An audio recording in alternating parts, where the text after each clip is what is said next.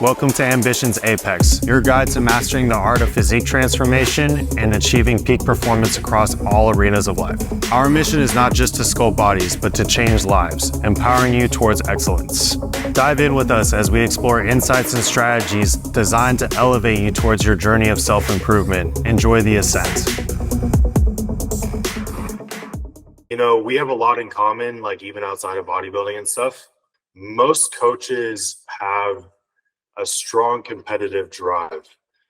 And for myself, I kind of like acquired that early on when I was participating in a lot of like action sports, high adrenaline kind of stuff. And I ended up like channeling a lot of that into bodybuilding and being a coach within the bodybuilding realm. So I'm curious where you kind of acquired your competitive drive and how you ended up channeling it into bodybuilding yourself. I think like a lot of like my competitive drive came from I played really competitive soccer for a long time, so that probably had to do with it. Had to do part of like the athletic competitiveness at a point.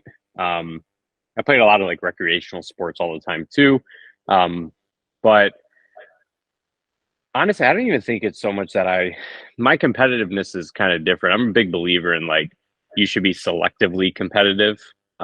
Like you should be competitive on your own terms mostly, because I think when people are really driven by a constant competitiveness, they end up reacting a lot of the time and they don't really, they lose some rationale in their decision making when they're competitive all the time.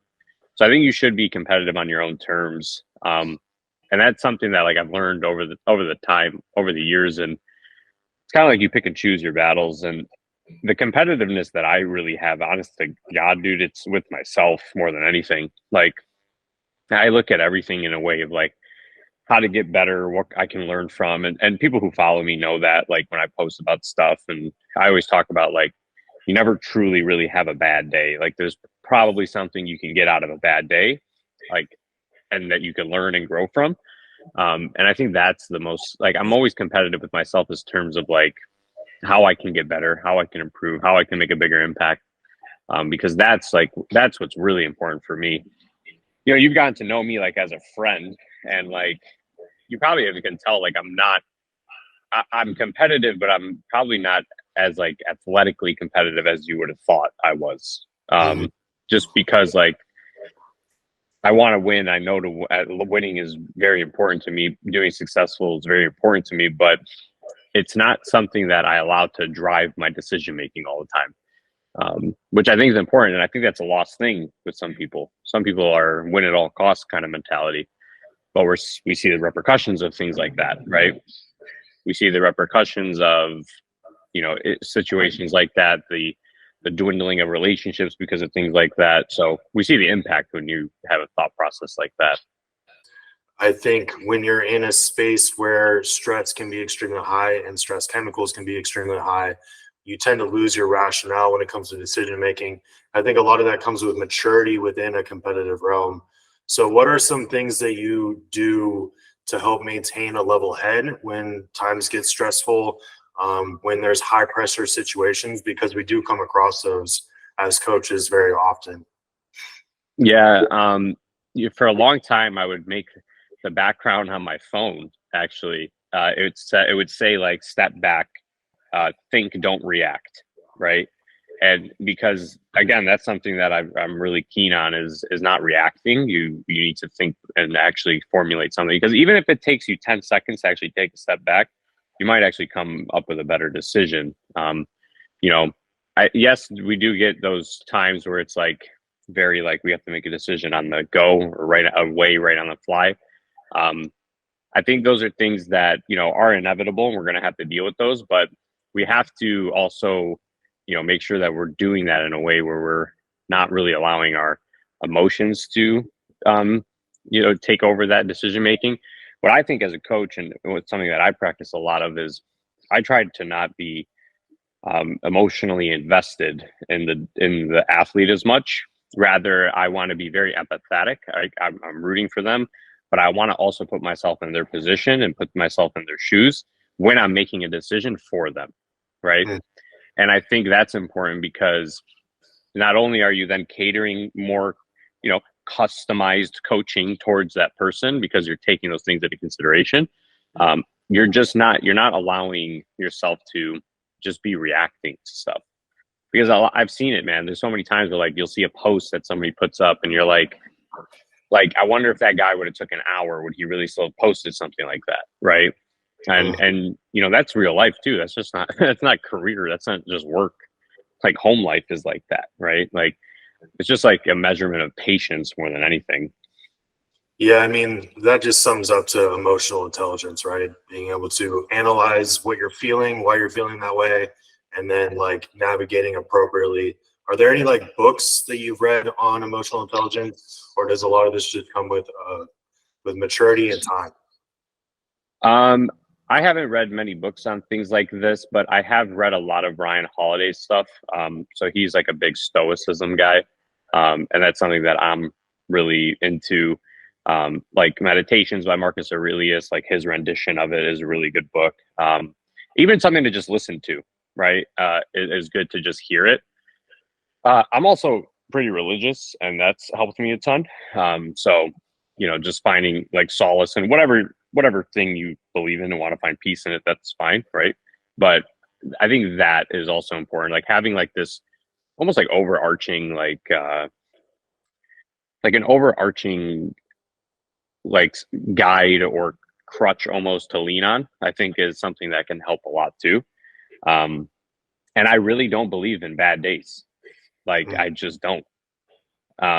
Like in Stoicism, there's a saying. It's called amor fati. I have it tattooed on my wrist. So like if I ever need to just look at it, I can. And it just means to love your fate. So whether you're having a really bad day, there's something you can learn from it. There's something you can get out of it. There's something you can grow from it.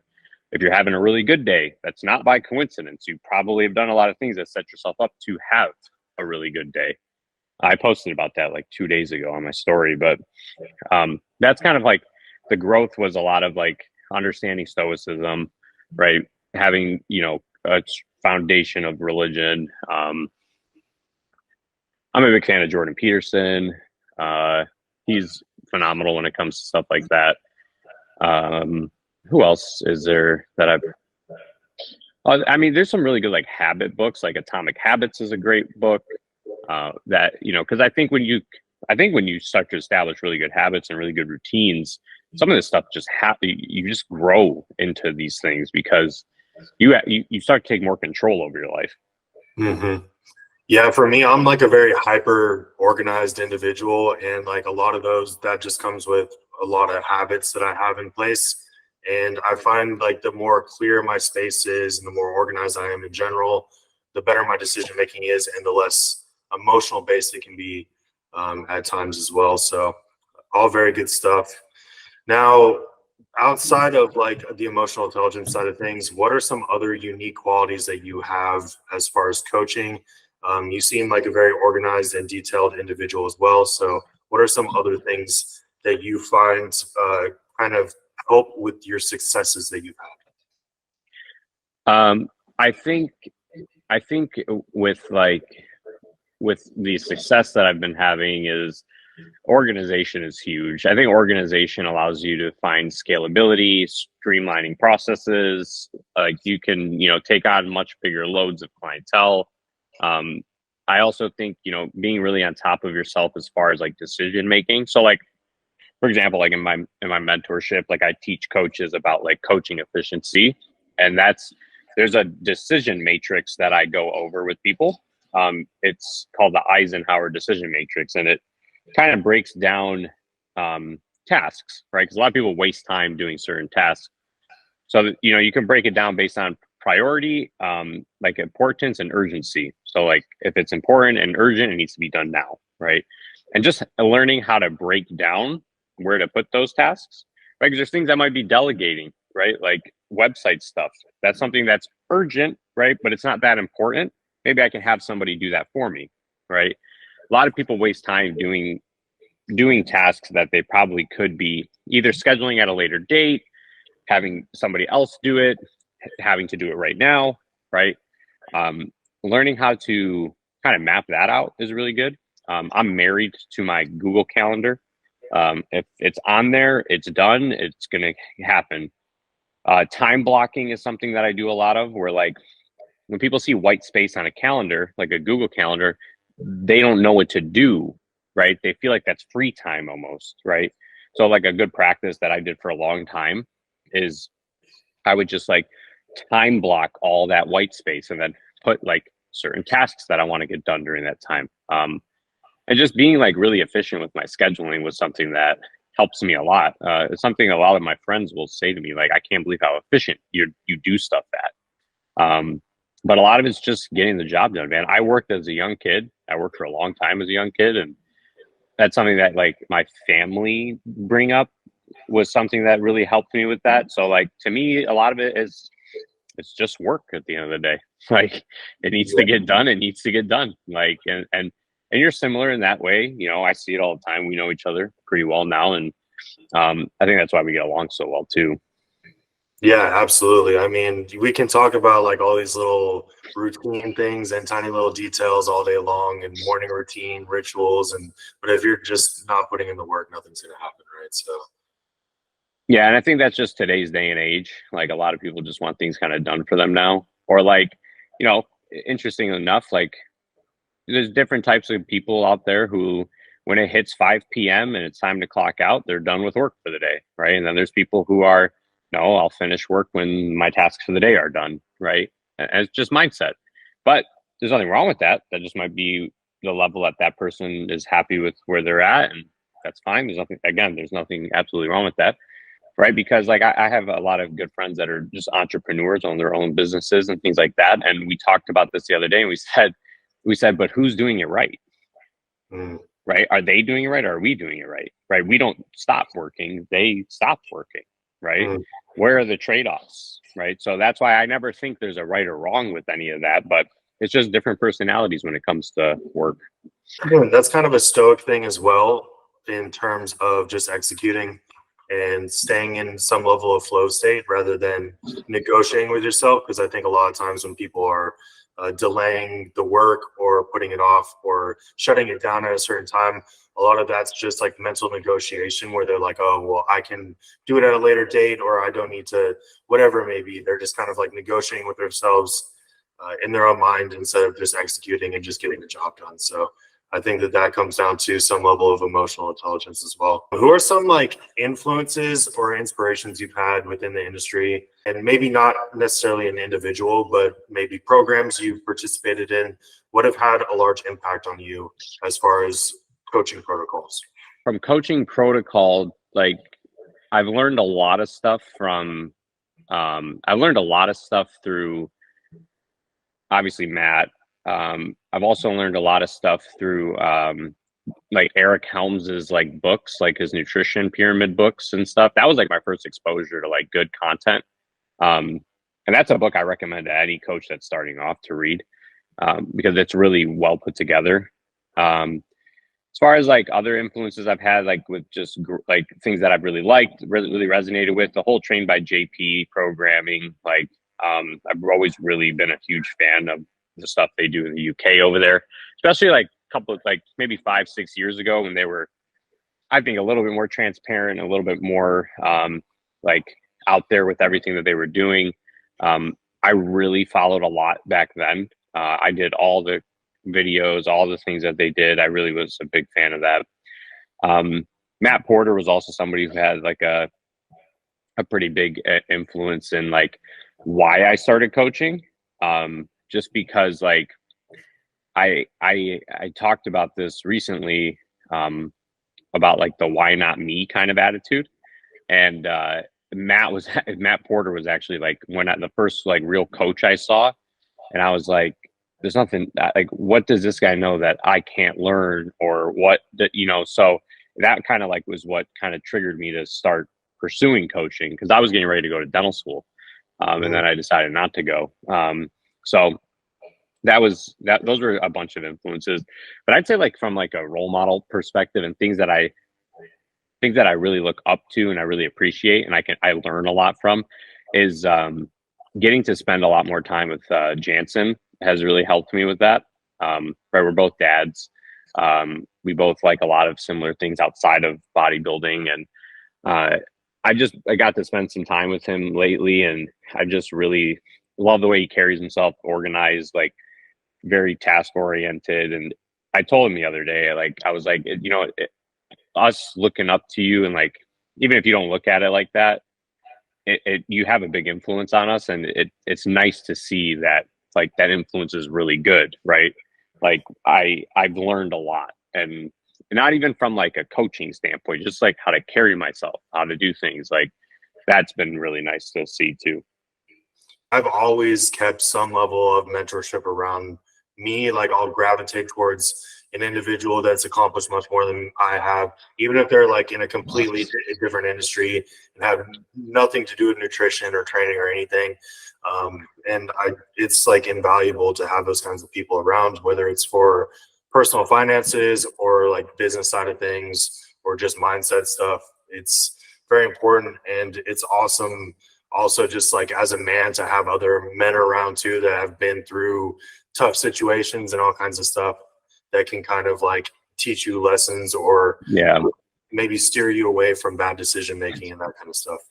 dude, that's mentoring. That's actual mentoring. Like, that's why I hate like saying what I help coaches with is mentoring. It's education. Like, it's not, like, it is mentoring in a way, but I feel like mentoring is like really like helping with those types of things all the time. Like, me teaching about the thyroid to somebody is education. That's not mentoring, right? But when I start helping them with like decision making and maybe stressors they're dealing with and business growth, like, okay, that we can consider mentoring. But that's why, like, sometimes I'll be like education coaching, like, because like sometimes I just don't feel like it's always that. I mean, it's probably more so called mentoring now, just because like how the industry is set up. But that's real mentoring, and that's something that some people don't get that opportunity to be exposed to, or they're just too egotistical to allow that to happen, right? A lot of people think they know everything, right? Yeah, I do see that in you during your mentor calls, where you're really attentive to like what's going on with that specific coach and what they're having to deal with on kind of the back end of things, or maybe in the background, and you're like very keen on trying to look at those things rather than just giving them educational material or just covering the educational material. So I do think what you offer does have a big mentorship aspect to it outside of just the education stuff. No, I appreciate that. So we've talked a lot about like attention to detail and just organization. I find I've seen kind of a deficit in terms of attention to detail to training specifically within bodybuilding coaching. Now, what are some things that you do to maintain a level of detail with training programming, footage review, that kind of stuff? So I think the drop in the attention to detail with training, I think a lot of it comes from like the athletes not thinking they need it as much. Or maybe it's a financial thing with some athletes. Like, they just can't afford like that level of help too. In those cases, like, I'll try to like, so like with my training programming, right, we send like a base program, and then that base program is then altered based on feedback, right? Because if I don't know an athlete in the beginning, I don't know how well certain movements work for them yet. I don't know. I can't really truly customize things until I start seeing them move and I start seeing them execute, right? So we send a more base plan in the beginning, right, with the frequency set up how I want it to be set up, right? But the movements, we get more and more specific as we get more and more video feedback, right? Because then I can look and be like, okay, you definitely should not be hack squatting. Like, we need to figure something else out for this hack squat, right? Get rid of the hack squat, put something more efficient in. And that's a way that I really like to address training, because I think some coaches overcomplicate it on the front end, really overwhelms the athlete, and then they're like, fuck, I don't feel like doing this, right? And then they kind of just do their own thing. Whereas I think if you take like a little bit slower of approach and then, build up a fully customized plan over time, you get better feedback from the client, because now what? You're communicating back and forth with the athlete. You're figuring out what movements work really well for them, and they're going to really enjoy their training at the end of the day once all that troubleshooting is done. So for me, like with my athletes, like they don't always do it. I'm on a lot of people's tails about it, but they're supposed to submit 3 to 4 videos a week with their check-in. And then we look at those. I either give critiques on the movement, or I can see that this movement's just really hard for them to execute, maybe anatomically, maybe from a mobility standpoint, right? And then we'll switch it, right? We'll try something different. And then once we find that sweet spot, we kind of just hone in on it. But even from that point, once it's all done and like we have our, our program made and everything's smooth sailing, we still want to see video just because we want to assess intensity. We want to assess how well they're, improving on it. I think the training, to be honest, man, I think a lot of people like are a little bit off of the training because I think it's more of a financial thing for a lot of people, especially bodybuilding competitors. I think a lot of times like they come into it like, I can do my own training, right? Like, so I don't give a lot of hard pushback when that happens. I just say like, let's work at least a little bit together. So like you can come up with what you want to come up with, and then let me at least look at it. So then we could change it if we need to change it. But I always tell people the more I have control over, the better that it's probably going to be for you. Yeah, I'm the exact same way. And I try to remind people that it's bodybuilding, not body dieting and drug use. So, training is such a paramount aspect to everything. And it's such a crucial aspect to stress management as well. And definitely a piece that we can manage a lot better within programming during a prep for fat loss, for peaking, for all the things, right? So I think that it's extremely important. And I definitely have the same kind of mindset in terms of understanding that it is an affordability thing at times. And I'll still try to give like as much guidance as possible externally, like in terms of volume management or like, hey, pull off on intensifiers or whatever it may be. Because a lot of people, when they run with their own training, it's 5 sets of 15 and everything's a drop set or a rest pause. It's like, why are we having all kinds of issues now in terms of just fatigue, right? Like you're accumulating an immense amount of fatigue within a week, and how are we going to have any level of sustainability? Or we get an injury or whatever it may be, and a lot of that's just a training issue. And I think if more attention to detail was on that, and maybe that stems from the athletes rather than the coaches, is having a bigger prioritization of the training programming aspect of things and volume management. I think that could be very valuable to a lot of athletes. Yeah, I think a lot of athletes could reap the benefits of that because, like you said, a lot of it is overtrained. I would even maybe not overtrained, maybe like overreached. Like they start to get overreached right before they really hit that overtraining wall, and it's detrimental to a lot of their progress. Like I have athletes who have like worked with me, and they did like their first prep with me, and they're like shocked with how many rest days I make them take, right? Or hey, don't do any cardio this weekend, right? And then in their mind, they're like, whoa, like I've never done this before, right?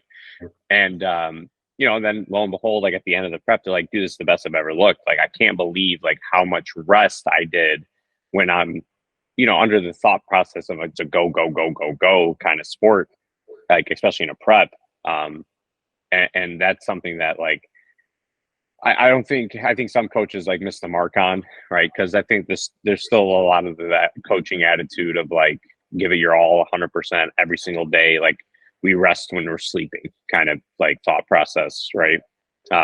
But you and I both see the benefits of all the rest that sometimes giving somebody helps with. And shout out to Austin Stout, because he really shifted my perspective on that pretty early on in my coaching career, in terms of like one of the hardest parts of our job as a bodybuilding coach within the bodybuilding realm is getting athletes to do less work, which is like, that can be such a struggle at times. It's like, hey, I need you to like take 2 complete rest days off of cardio and training. And they're like, they don't know what to do with themselves. They're pacing around their house. They're like freaking out. And it's like, no, I need you to just rest and like watch a movie or something. And it's like so hard to get people to do sometimes, which is crazy. Yeah, it's crazy because they're so wired. I think a lot of it has to do with like how stimulated they are in a prep. So where they're such in a routine and they're so stimulated that like breaking that is something that's really hard for them to do. I like with the resting thing, I actually learned a lot of that when I did my master's, because we did a lot of like endurance athlete stuff.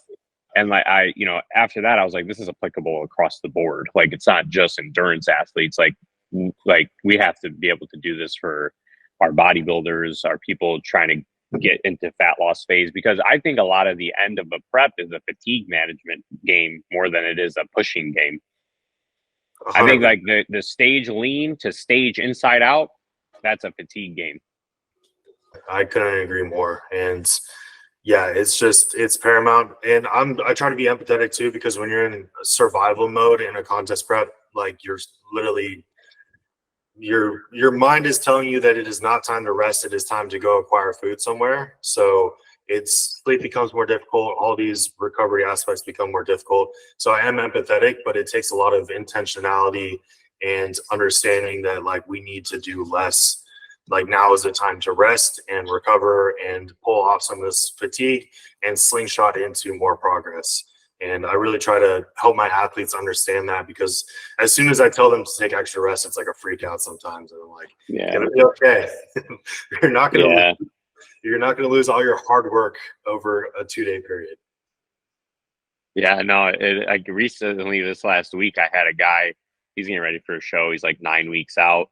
And he checked in middle of the week, and I was like, hey man, no cardio the rest of the week. And I want you to refeed the next 3 days. And like, they're like, what are you talking about? Like, but like, I'm making that decision based on fatigue feedback, right? He's sending me a check-in. His fatigue scores are high. They're worse than they were in the beginning of the week. So, you've been pushing hard for a minute. Let's pull back and see what happens. And lo and behold, he hit a new low like 4 days later. So it's not a coincidental game with that stuff. What are some like primary markers that you're looking at for fatigue outside of blood work stuff? So when I get really like pushing with an athlete, I make them check in multiple times a week. And then in those check-ins specifically, they're not like full check-ins, but I make them address their mental fatigue, their training fatigue, and their cardio fatigue. So they score those, and then they give me a little explanation with the score. And they're scoring it based on the thoughts of how is this getting worse, or how is this staying the same, or how is this getting better, right? And then depending on like that transition of fatigue throughout the week and those scores coming in, I can make a decision where I could say, okay, their mental fatigue's not that bad, their training fatigue's really low, but their cardio fatigue's through the roof. Well, you know what? Maybe I'll give them a break from cardio this week, right? Because I think one big mistake a lot of coaches make is when it comes to fatigue management, a lot of coaches just pull everything back at once. And then they have a hard time getting the ball rolling again after pulling everything back. So I use that as like kind of a guideline of like, all right, mental fatigue's high, cardio fatigue's high, training fatigue's really low. I'm going to give them maybe a day or two refeed and no cardio, get their mental and cardio fatigue scores back down, and then let them still train.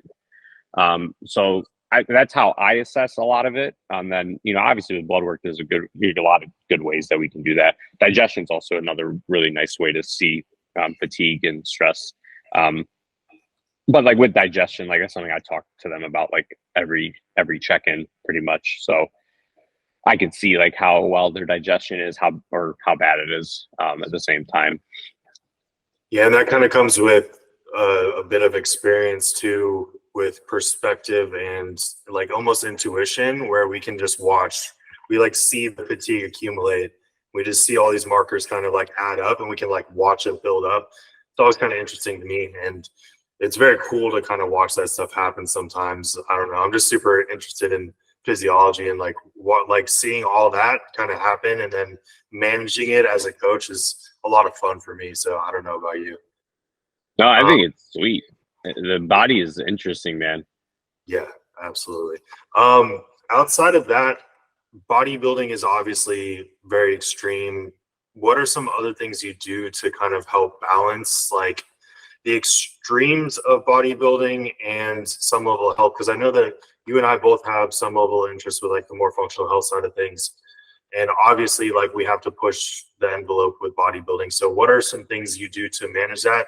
I know you talk a lot about that with your mentorship as well. So my thought process with a lot of that stuff is you should be educated and equipped enough to fix things after preps are done. So if there is an issue that you have to put a Band-Aid on in the middle of the prep, you can get the job done, show's over. Now we have to fix this problem, right? One thing that I really think about too is that what is a big driver for a lot of functional issues? Stress is usually a big driver, right? Stress, like expenditure, cardio, physical stress, mental stress, right? Contest prep a lot of the time is the stressor, right? And once we remove it, some of these things kind of come back to a good place pretty quickly. But you know, with like making sure we're also keeping athletes healthy, or as healthy as we can during preps. I think some of the things that I like to do is, I've shown you, like I might start a drug exposure, and I'll taper things probably a little bit more slowly than some coaches would do. But at the end of a prep, like I'll be transparent, like we're doing a good bit of stuff at that point. So, you know, we have to ensure that, you know, I'm ready to address all these issues, or if there are any issues after the prep's done. You know, like I think there's ways and good times to use Band-Aids in a contest prep, especially if like the person still looks really good and they still, you know, they don't feel like crap. It's just more of like, you know, a thing we're observing and a thing that we want to address. But, you know, I think like if we go 2 more weeks and then we have to fix this problem after, that might be better than pulling them out of a prep completely. And I think we have the same thought process on that. A lot of it, I think, like I've talked to people who do a lot of functional health stuff, and we have a lot of the same thought process when it comes to prep. Like, you're going to have to push the envelope with some people, you're going to have to push the envelope with some people, but you just better be able to fix it after if you need to. Like one of the things that I teach is like post-show blood work, and like looking at bloods post-show, they're never pretty, right? But if we can look at those bloods post-show and have an explanation for each of those reasons why something's wrong or what caused those things to be wrong, right? We know kind of what we have to do, what we have to remove, what we have to add, right, to get those things back. More difficult than anything, which you know, is the gut health, though, in prep is something that's hard to manage at times. And sometimes that is a reason to pull a prep. Pushing through a big gut issue in the middle of a prep is probably not the best idea, right? And you're probably better off just pulling the prep, fixing the gut, or waiting to start a prep until the gut's really fixed, especially if somebody has like some pretty like harsh issues with it. And it's kind of a delicate balance because people are paying us to compete and not necessarily to fix their issues sometimes. And so we have to run a balance. And if we're able to get them to stage and like completion where they're prepared for the show and to be competitive, then, you know, it's kind of a delicate balance in terms of, you know, making sure that we're being responsible as coaches and not getting like diminishing returns or doing things that are kind of like diminishing return-ish when it comes to pushing the envelope, and then making sure that we're managing those things after the fact. And I like your mindset in terms of being aware of what those things are, so you're prepared to handle them after the fact as well. And then sometimes there's situations where, hey, this is like literally such an hindrance to your success that we're going to have to work on this before we're going to be able to, you know, because people come to us and they're like, I want to achieve this. And it's like, okay, well, here's what we need to do to get there. And it's not always a straight path forward. And that's kind of an obvious thing. You know, there's going to be bumps in the road and stuff. And sometimes that's going to just swerve you off into a different path where we're going to have to like really manage this thing first and patch this up before we can lean back in and take you to where you want to be. So that's why I try to explain to people sometimes. And for me, it's like, for me to be able to sleep at night sometimes too, if somebody's has enough issues, it's like, hey, like we probably need to fix these things, because if we go into a contest prep, even if we're able to get you stage lean and you're going to be successful or whatever it may be, like me being able to sleep at night, knowing that like I just like, it was just gasoline to the fire the entire time, it just doesn't sit well with me. So, and if they need to go to a different coach, then sometimes that's just the way it is. But, you know, it's a delicate balance in all these different aspects of this and making sure that we're being responsible as coaches, right? Yeah, I think it's just a responsibility thing too.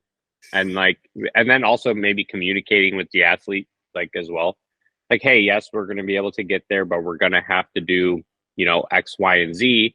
I'm just letting you know that after this prep, like you're gonna have to do a pretty extensive health phase after, right? It's not gonna be a rebound right into an off season kind of situation.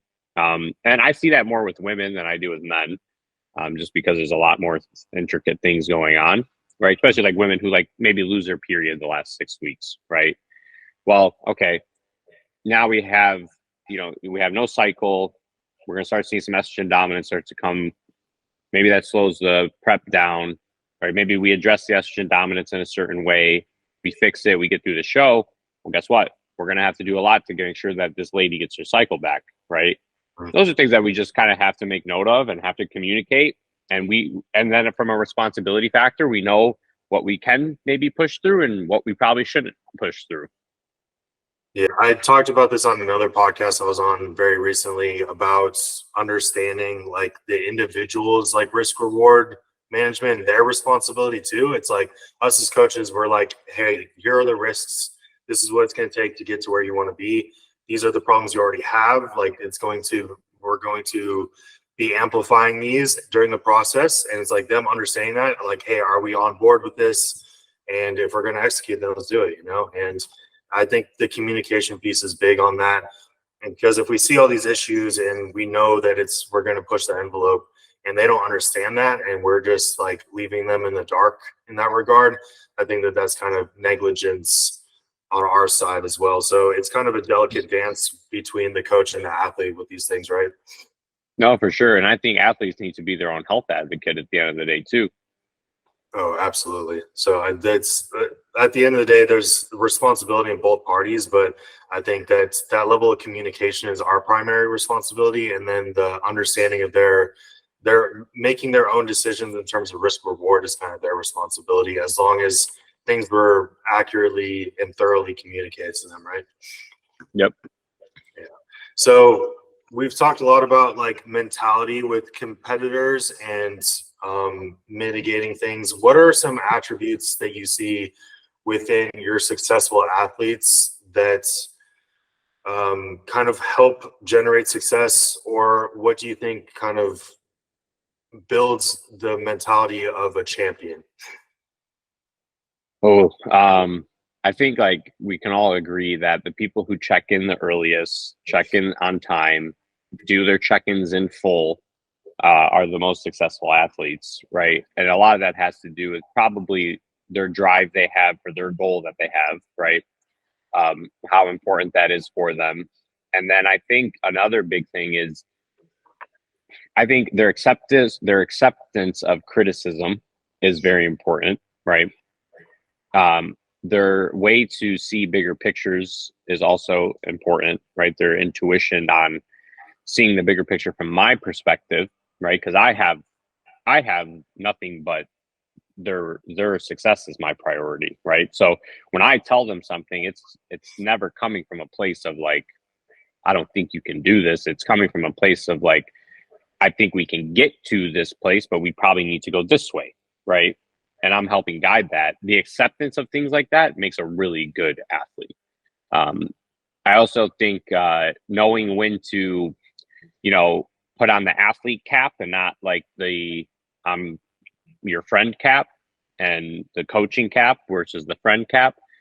Being able to switch your hats and having good constructive conversations is important, right? Because some athletes, like, well, they're with us 3-4 years, and now we're talking to, we've established a relationship with them, but sometimes you see that dwindle because of that. Like you see the responsiveness of the athlete start to dwindle because they feel closer and closer and closer to you.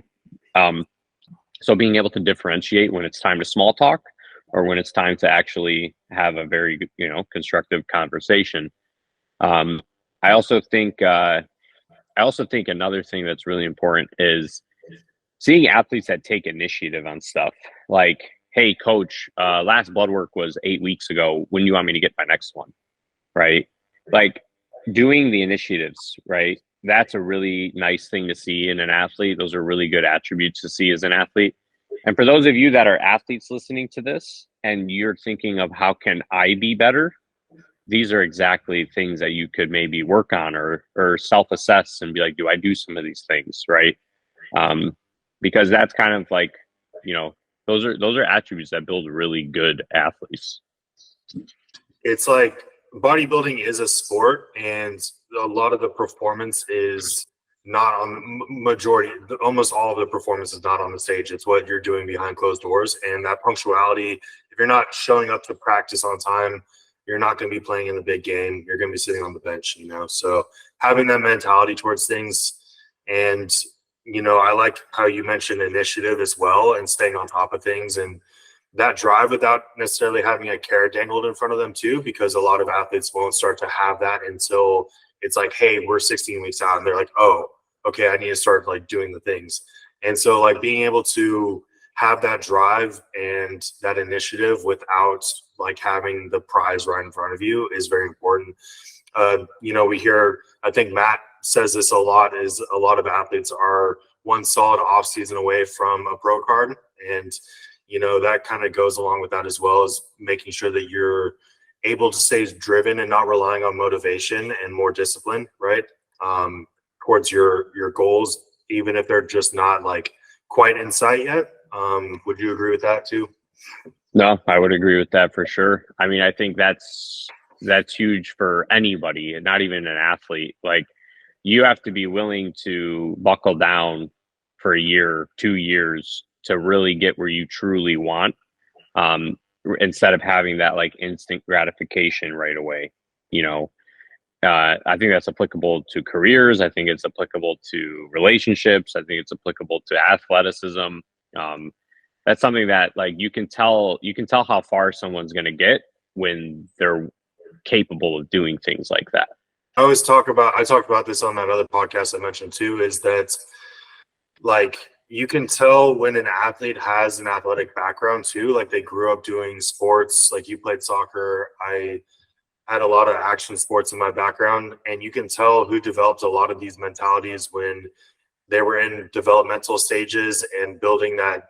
Maybe they had a lot of people they looked up to teaching them sportsmanship, how to handle things and how to separate from their emotions during a loss or whatever it may be, and not needing that instant gratification, the delayed gratification and the appreciation for, like you said, not like seeing things that like there's no good or bad days. It's just about accomplishing the tasks and taking the progress where it is each and every day, whether that was through challenges or successes or whatever it may be, right? Yeah, no, I love that. What are some myths that you see? This is like the myth busting shit that we see everywhere, right? But what is one that you really just want to see die? A myth that I really want to see die. Yeah.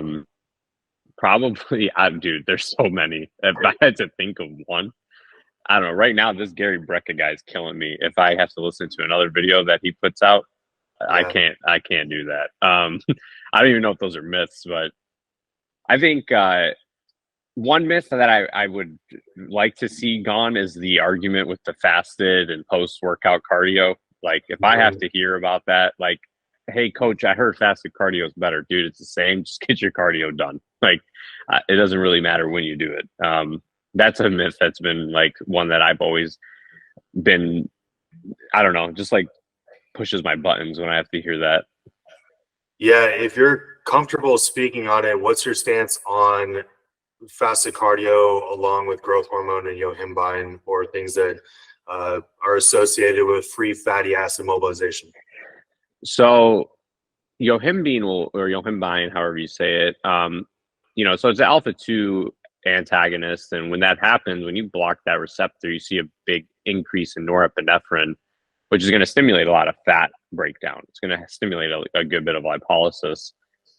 The growth hormone thing, though, I think a lot of people think they're doing it correctly, but are probably not truly using it correctly, because a lot of people take growth hormone subcutaneously, and a subcutaneous injection of growth hormone, we usually don't see a lot of activity until like almost 3 hours after that injection.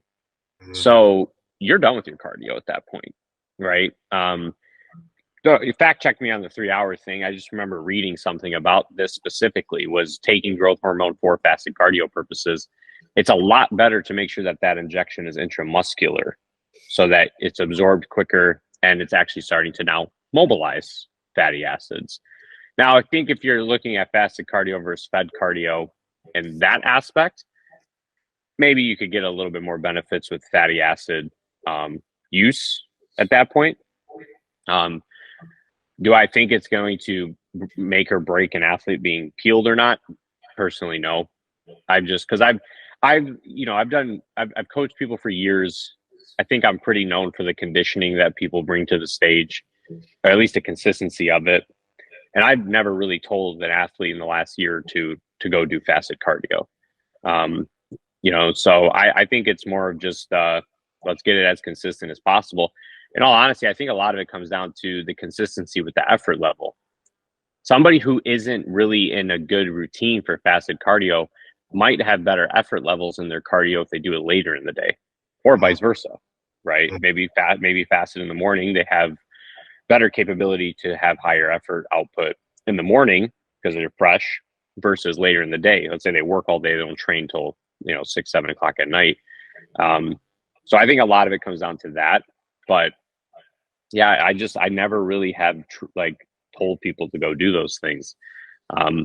That's probably my evidence-based stuff from school that kind of puts me in that category. But it's also an anecdotal thing from just my clientele as well. Mm-hmm. And I do have my clients split their cardio eventually, but not so much for those reasons. I do it more so for effort control, and then to keep them a little bit more occupied throughout the day. Because, towards the end of prep, if cardio is 50 minutes, an hour, right, people are pretty gassed. So, how well is the second half of that hour going to be if they're doing it all in one session, right? They're pretty fatigued. Why not break this cardio up into 2 sessions and then, get 2 pretty good sessions of cardio in a day instead of one kind of mediocre session, right? That's a big reason why I end up splitting cardio at a certain amount of time. Not so much to just make sure they're doing a fasted, right? Yeah, I agree with that. It's not something worth being a stickler about. And, at the end of the day, energy balance is what's going to matter the most in terms of what's driving progress with fat loss, right? Yeah. This is a completely different topic, but I know that you coach a lot of men's physique competitors. Now, we have a lot of new rules regarding leg development and weights. What are you doing to adapt your strategies to these new rules to the game? So one rule that I've just something that I have done with bodybuilders and classic guys who need to make weight is just not letting them get too soft in the off season, so that the weight loss during the prep isn't a tremendous amount, and we can kind of gauge where we're going to be a little bit easier. So that's now with the men's physique pros that I have, that now there's a weight cap, so we have to be mindful about how big you get in the off season. With the leg training thing, I've always made sure that they were training legs. So that's something that's not because I know a lot of men's physique coaches, or primarily men's physique coaches, there's a leg day maybe once every 2 weeks, once every 10 days kind of setup. My guys have always done legs at least once a week. So with the leg development that they're looking for, right, I'm going to make sure that their quads are well developed, especially their teardrop, and because that's going to be probably one of the things, if I had to assume from a judge's seat, that they're going to look for in judging that, right? They want to see good developed quad. And with the board shorts, what can they really just see? They can really just see this teardrop.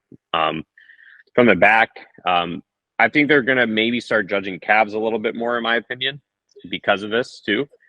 So I could see calf training being important now as well. And that's something that my guys do on upper days and lower days. So they're doing calves and being exposed to a lot of calf work. And then I think from I'm not mad about these weight caps at all. I think they're great. I think it really helped the division, to be completely honest. I think so too. I think it needs some level of regulation. Yeah, I wonder how it's going to go through with the pro league this year, because I could see it being applied to the amateurs probably next year.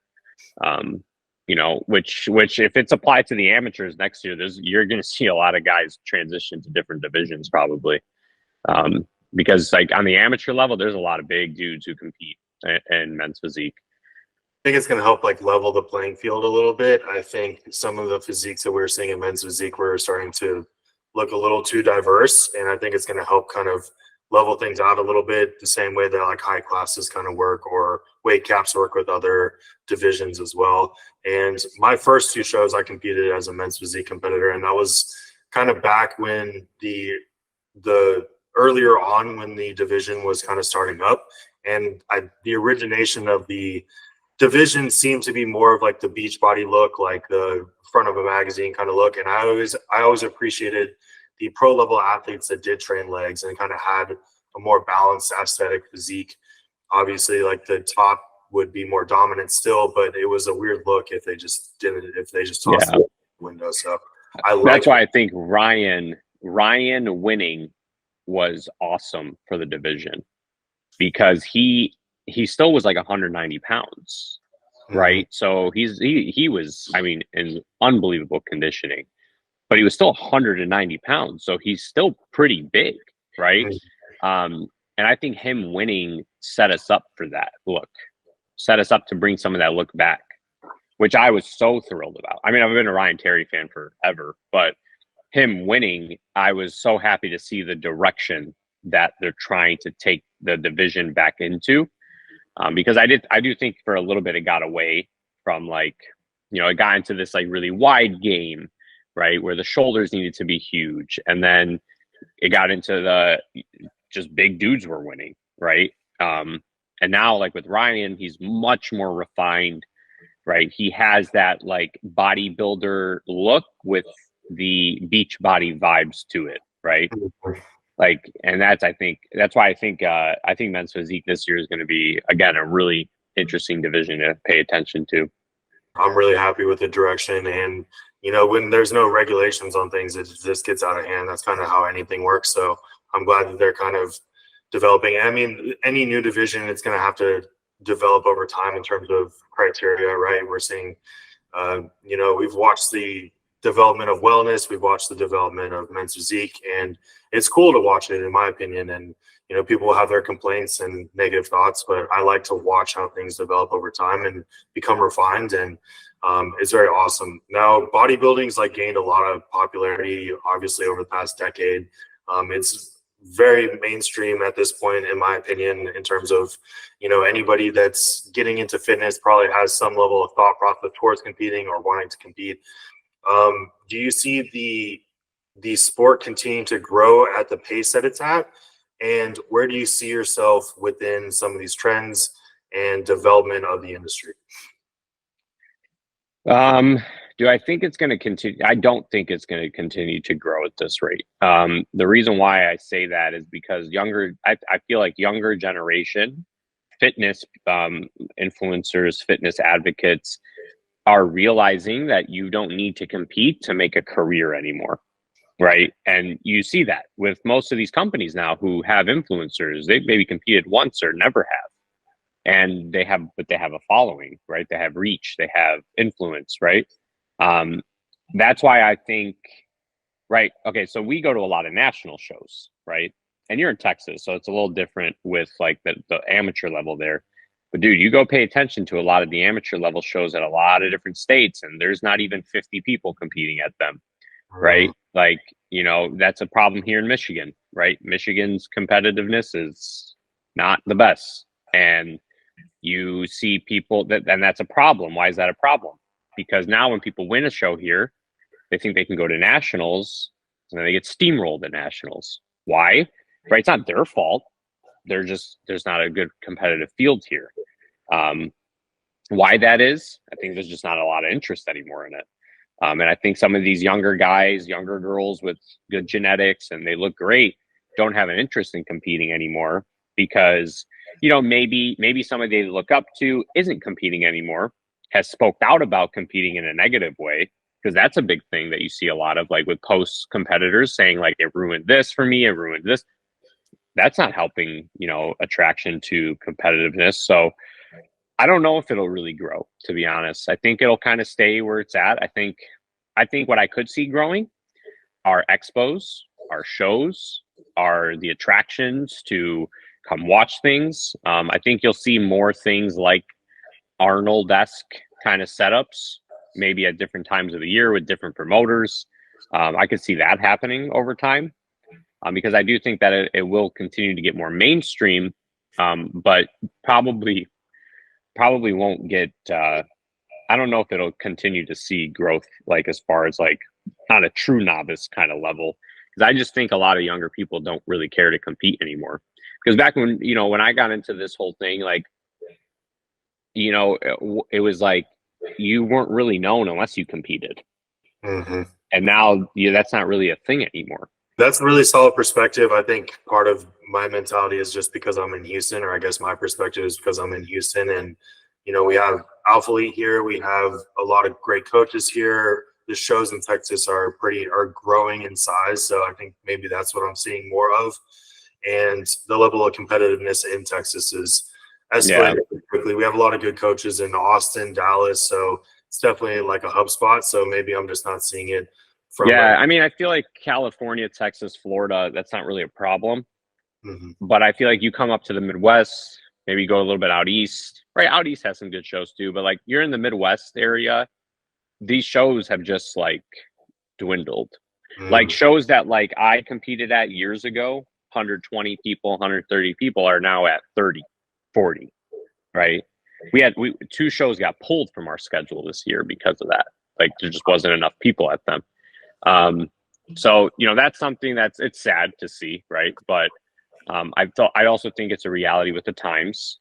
I also think that sometimes some states might have too many shows, and then they water down the amount of people that actually show up at shows because of that. Right, and that's something for me. Like you asked, like where do I see myself in all this growth? Is like one thing that I'm really trying to get invested in is helping our MPC here. And getting really involved with our MPC here. So, I'm opening a gym here in Michigan. And, we're trying to become that destinations place that is like, affiliated with the MPC, right? Obviously we're affiliated with Raw, we're affiliated with Revive. We're doing a lot of different things, with those companies, and we're just trying to, make a foothold kind of headquarters kind of place that then we can help the MPC with, throw seminars, things like that. The president and I are really good friends. So just getting all that organized, and it's something I really want to help with. I even asked to start judging, and they unfortunately wouldn't let me, just because I coach so many people. But that was something that I was looking to get involved in too, was just judging and helping that aspect of it. Congratulations on the gym. That's awesome. And also with Raw and Revive, I know that you're getting more involved with them. It looks like you're kind of doing some educational stuff with them now as well. I think that's a very positive thing, and their whole camp over there is definitely a big driving force within the fitness community in general in terms of progression and gaining popularity. What are some of your plans in the future with them, and what are some of the details as far as that education aspect goes? Yeah, so I started obviously like with Camp Jansen, right? Part of that, you become Raw Revive athlete, and then you start pushing products, you start you getting affiliations, things like that. And it got to the point where I was helping Matt here and there with certain new products that were coming out, certain things that I was suggesting that they should think about coming out with, educating some of like why I think this would be a good supplement, why I think this ingredient would be better, why just like, it was just soft talk with Matt. Like we were just, shooting back and forth about stuff. And then cortisol support came out. That's a new product through Revive. It's a high cortisol product. So phosphatidylserine, rhodiola, magnolia bark extract. So it just helps with hyperactivity. I formulated the whole supplement. And after that product came out, I then asked Matt, like, do you see space to make this more official? So I work for Raw and Revive now. I'm actually an employee with the company now. I'm the brand educator, and I am on the formulations product development team. So my roles are to educate the consumer in our products in a very easy to understand way, right? And I feel like that's something I do really well with, especially like all the education experience I have, to then take really complex things and break them down so that my mom can walk into Vitamin Shop, see the products, and understand what it does really easily, right? So helping a lot with that, right? And then educating our athletes is a huge thing that I'm doing. So once a month, the athletes have to get on a call with me. I'll educate about a body system and then the supplements that we sell and how it correlates to fixing some of those things, right? So it's, I mean, honestly, that's like a full on like mentorship call that I do with the athletes just to educate them a little bit better, right? Yes, you know, you could say, you know, if our influencers and our athletes and these people have better understanding of the supplement, they might get more reach out of that, right? Or they might just be better educated. Maybe I help them as a coach at that end too, right? Because a lot of these people are coaches as well. So yeah, a lot of that stuff. A lot of recording educational videos that'll be like on product pages. And then really any material that's posted now is some rendition of my education like my education files that I have in the company. Dude, that's awesome. That's huge. Congratulations on all of that. You're Thank very you. talented, and it's well deserved too, just with what I've seen and your level of work and quality and attention to detail. And you make it seem relatively effortless too. I feel like you have a very full plate, and I feel like you're just chilling, which is awesome. Yeah, I mean, that's fun. It's funny you said that because like I was down there recently to record some videos for the websites, and we were just, you know, going the days long, and Matt's like, man, he's like, you're just like cool as a cucumber. Like, I'm like, dude, it's work. Just doing my thing. Like I'm grooving and moving. I just don't I don't know. Maybe I'm low stress, but my cortisol's in the 20s all the time. So I can't really tell you what's going on. Oh man, it's just not reacting. That's all it is. Yeah, I feel good, man. Thank God. We talked a little bit earlier about advice for like aspiring pros in terms of like off-season stuff and maybe like delayed gratification. What's maybe some other advice that you would give an athlete on the brink of turning pro? Maybe they've been a few spots away from a pro card a couple times and they're starting to lose some drive and motivation towards that goal. Yeah. I think if you're a few spots away from a pro card, you are 1 year away. You are one perfect year away probably from winning that pro card. And that's something that like I have seen transpire through my own clients. Like 1-2 placing short, give me 365 perfect days and you're gonna win this card the following year. And that happens. And that's why I talk about that a lot, because a lot of people don't realize that they legit are a full year away from turning pro. But the problem is a lot of them don't commit to that full year, right? They take Christmas off, they take New Year's, they take Thanksgiving off. And when I say those holiday specific, I don't mean the day, I mean like the time frame, right? They take the end of November to the end of December to kind of do things nonchalantly, right? Like, you know, I'm fine with you enjoying Christmas dinner and stuff like that, but I do think like if you're really trying to hone in and lock in, it has to be a year-long thing, you know? And like, you know, for people who are getting a little bit discouraged about coming up short, the problem with those issues is you have to be honest with yourself and give yourself good critique onto why you lost. Because a lot of times people get frustrated with themselves from external validation they get from friends, right? Oh, you should have won. You should have won. You looked better than her. You looked better than him. That's coming from a place of bias. That's not coming from anything constructive. But if they are exposed to a lot of that, they'll start to get more and more discouraged, right? Am I ever going to do this, right? For example, I had a wellness athlete this past nationals. She got put in the box, was in the box for like 2 transitions of poses, and then got moved 1 spot out of the box, and then lost her card by a spot, right? Detriment, like, I mean, devastating, right? But after, what happens, right? Oh, you should have won, you should have won, you should have won, yada yada.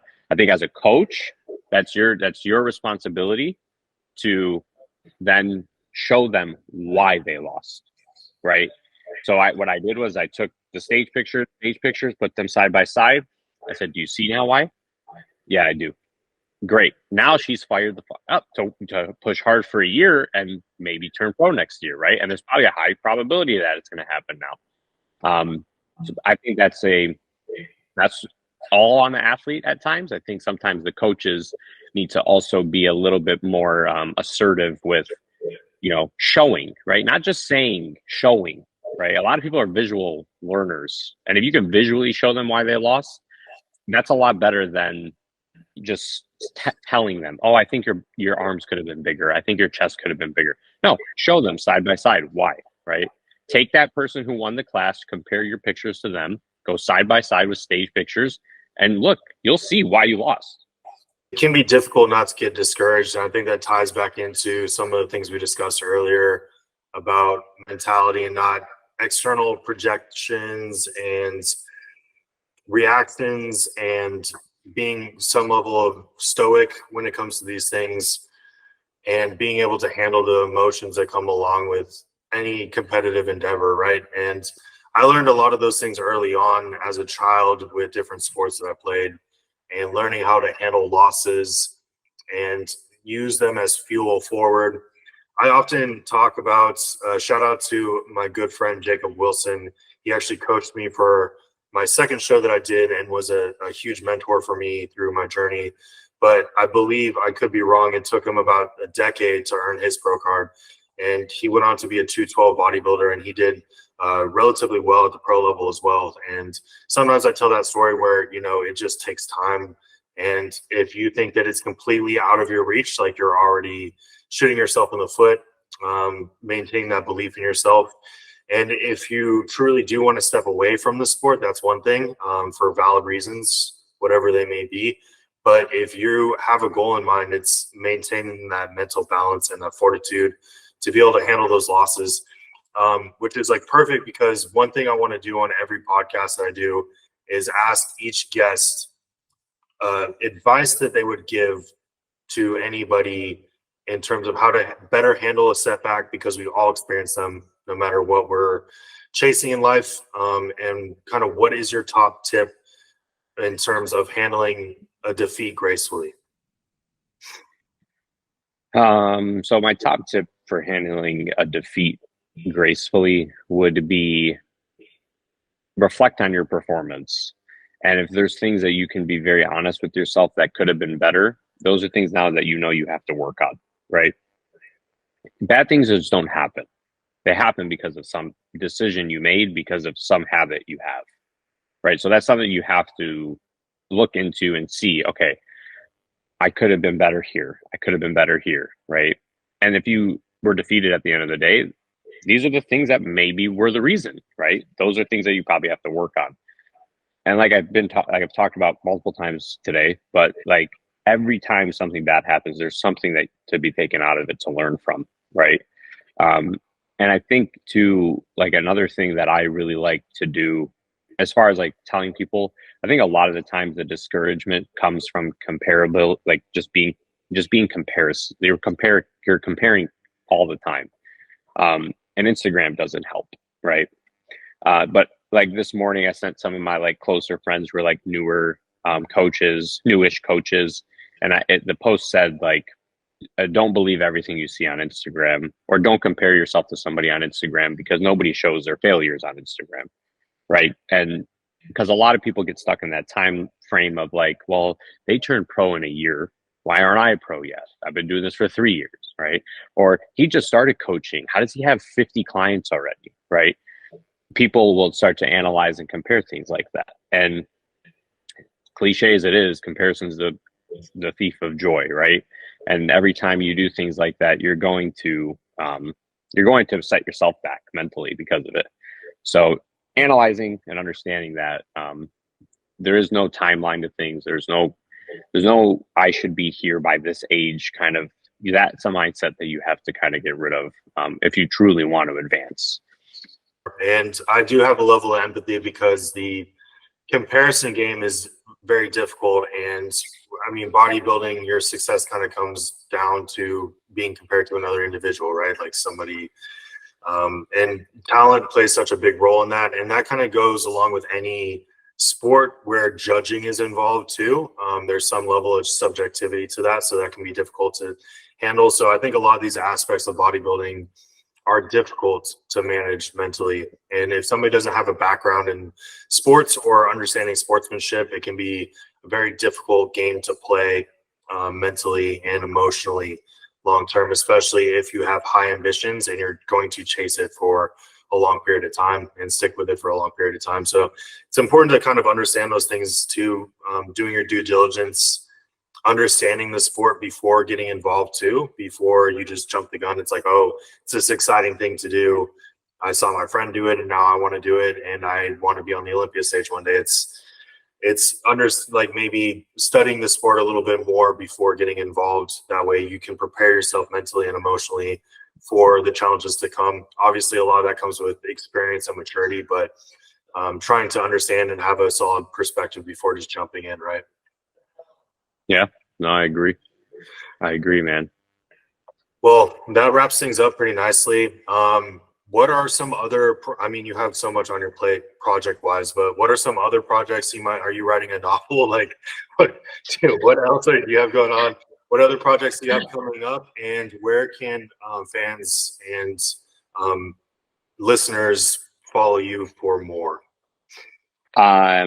So as far as plans, I will be having a self-paced course coming out this year. So like for people who maybe my one-on-one's a little bit too much to, financially for you, like I'm going to be coming out with a self-paced course that like you can do at your own time, in your own leisure, which will be like recorded videos, PowerPoints, PDFs, all that. And then that'll hopefully come out here probably the next quarter. So that's really the only project. And then as far as like finding me, Instagram's pretty much where I'm at. So just _Dom and then Kuza, Kuza. Awesome, man. We'll put all your links and everything in descriptions or wherever they go and make sure that people are able to connect with you. But I really appreciate your time. I know it's valuable. I know you have a lot going on. So couldn't be more grateful for coming on. And the value you provide to the bodybuilding community is invaluable at this point. And I see so many people working with you, and it's fantastic, man. And you're a great dude, and I'm happy to see how much influence you're having with everyone. Thank you, man. I appreciate that. Thank you for joining us. Your journey towards excellence does not end here. We're here to help guide you every step of the way. For more insights and to become a part of our community, follow and subscribe. Your feedback illuminates our path. Be sure to share your thoughts and stay tuned for more episodes.